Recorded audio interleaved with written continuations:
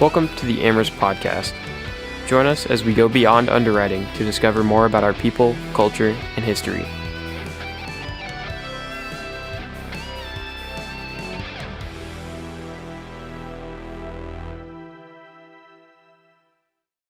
And welcome back to the AmRisc podcast. Today we will be recording episode 8, Relationships Part 2, Women in Insurance.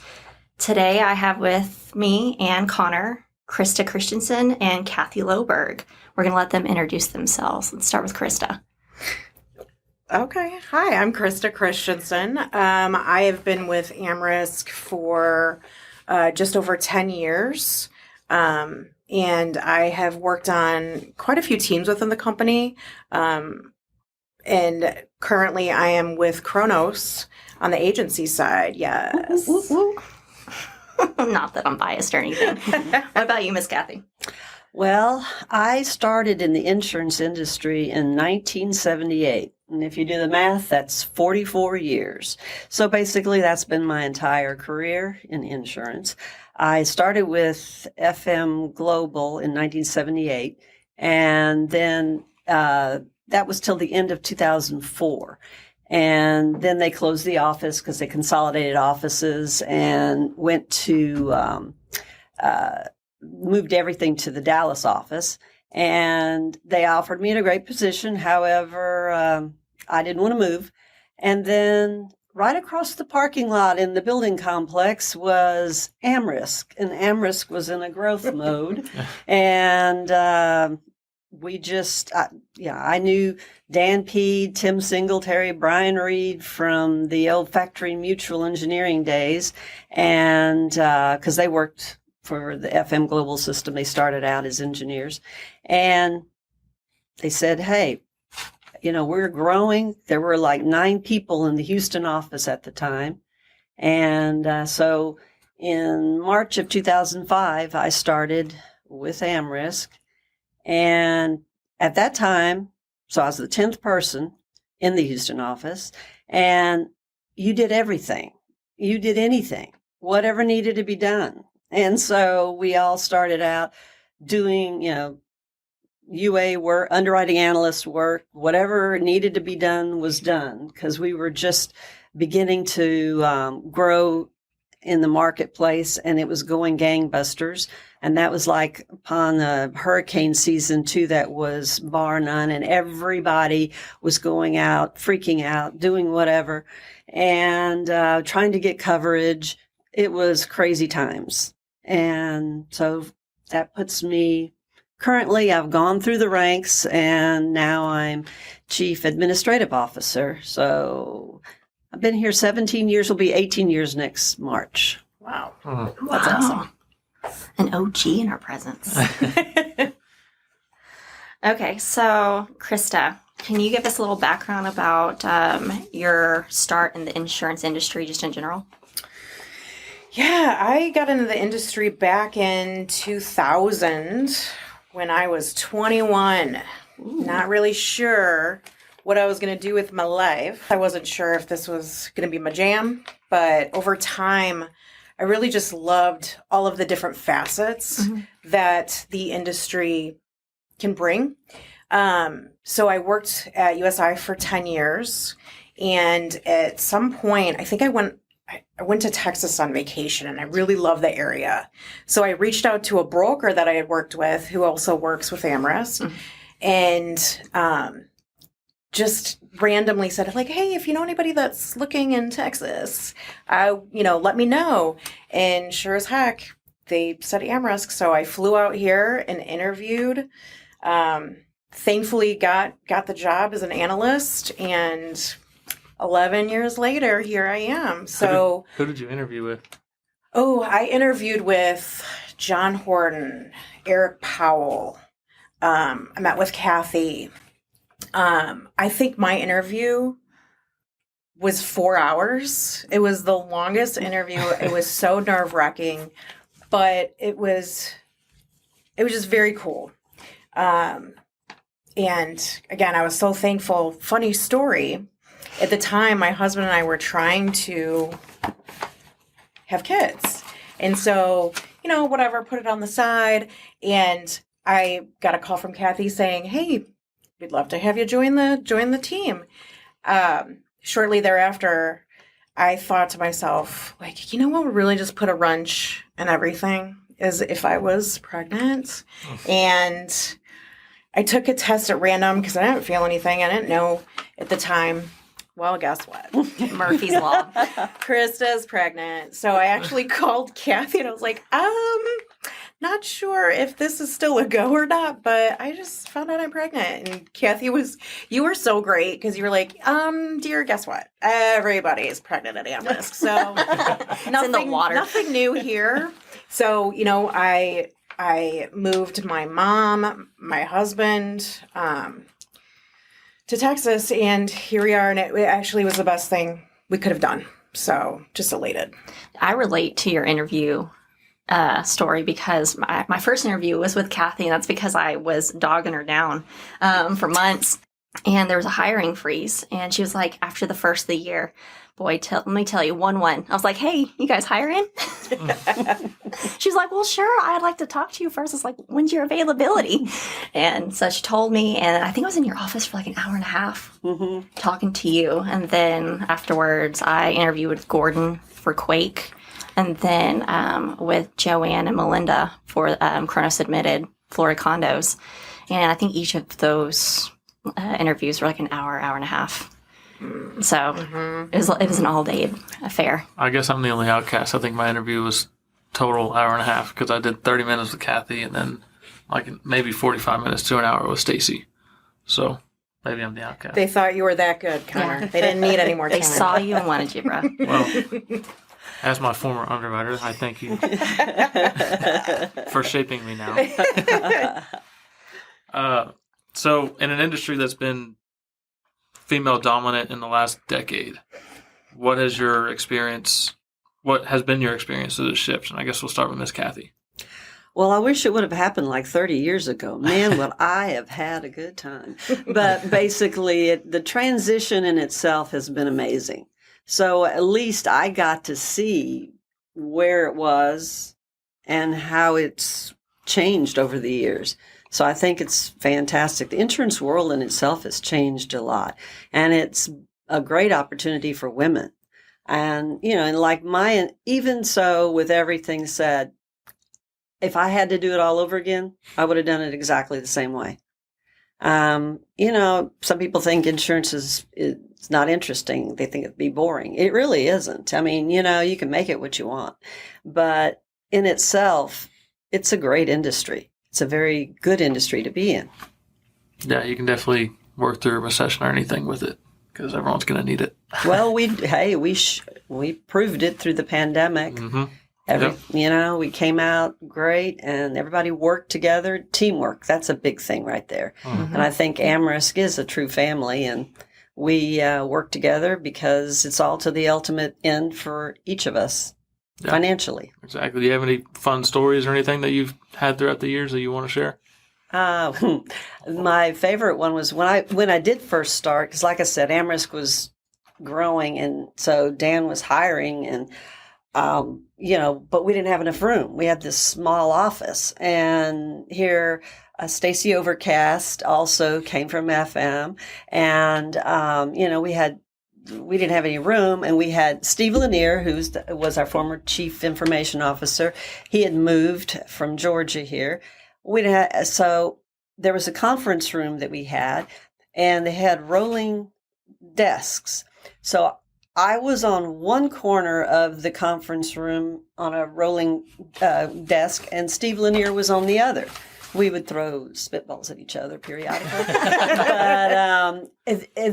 but they would still, like Tim and Dan, Pete, they would have meetings in there, in the conference room, and they always told us to tune them out.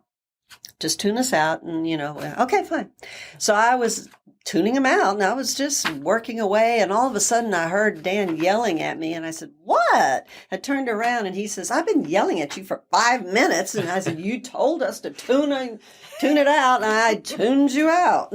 So anyway, it again, it's one of those things, you do what needs to do to get it done, whatever the case may be. no job is too menial or too big or too whatever. You do what it takes to get it done. Exactly. And in order to be successful. Especially when you guys were building it the way Yes, and we were acquiring space. Every time somebody moved out, we took up the space. That's why we had such a hodgepodge there for the longest. And that's it.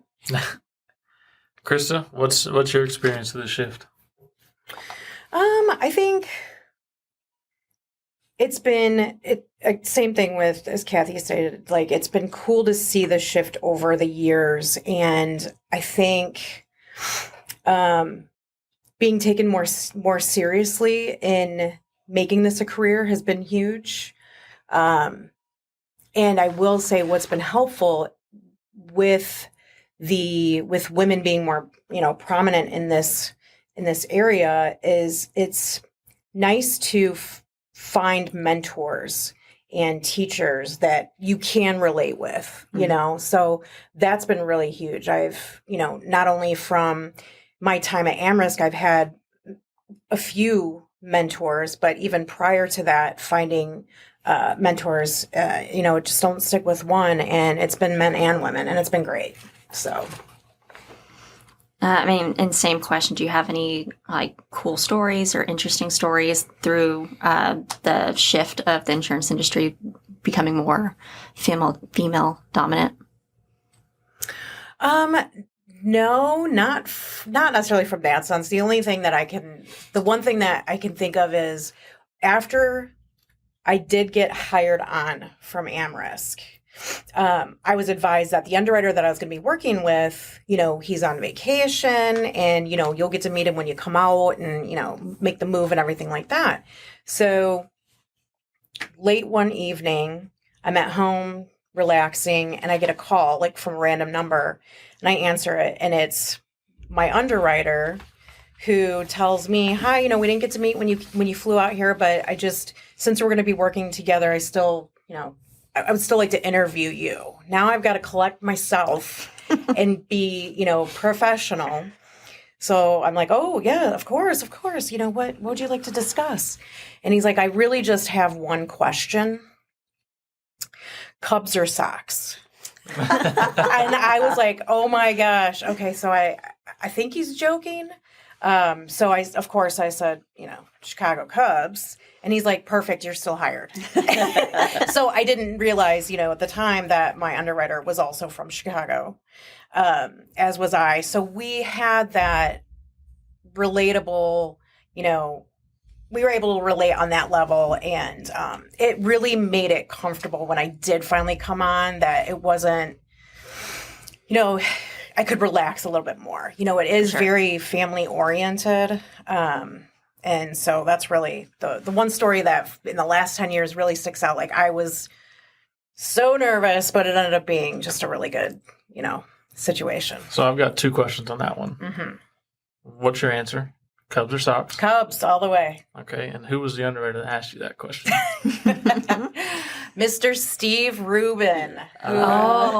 He's since retired, but I adored working with him. He was so great. He made the day just so fun, because he was a jokester, and he was serious when we needed to be, but he also, you got to have fun when you work. What's y'all's advice for anyone thinking of getting into the insurance industry, and more specifically women trying to get into the industry? I think it's a great industry to get into. I think there's been great strides, especially for women. And we see that in our company now, and look at what all we're doing. And the inclusiveness, I guess, is a good word for it. And I guess with a bottom line, the advice I would give is that, number one, don't burn bridges, because in the insurance world, everybody knows somebody. And, well, you shouldn't do that anyway, but we are, real supportive of that, especially when we hire people. You want to make sure that you're parting on good, good ways and that type of thing. The other thing is be true to yourself. And I think that'll get you on your way in the world. Yeah, I definitely agree. Solid advice. Do it. Can you Get top into that it. one, Krista? I'll try, but no, wholeheartedly do it. Insurance, everybody needs insurance. It's not going anywhere. And my advice is to be open to change and try different facets for sure, because, it's the only way that I think you'll find your niche in the industry. So, work on different teams, try different areas. Like I said, I started off in the agency sector and now I'm in the underwriting, and I loved working in the agency side. So I wasn't sure how it was going to pan out over here. And it ended up, again, like I love underwriting even more. So you just never know where your place is unless you try different things. So 100%. And find that mentor or teacher that is open to help you, teach you, train you, and stick with it. So, Dude, that's a solid little chunk of advice. Let's start a blog on that. What about you guys? Ooh. You want to go first, Connor? Yeah, take it away. You got it. Oh, sure. Okay. Biggest chunk of advice.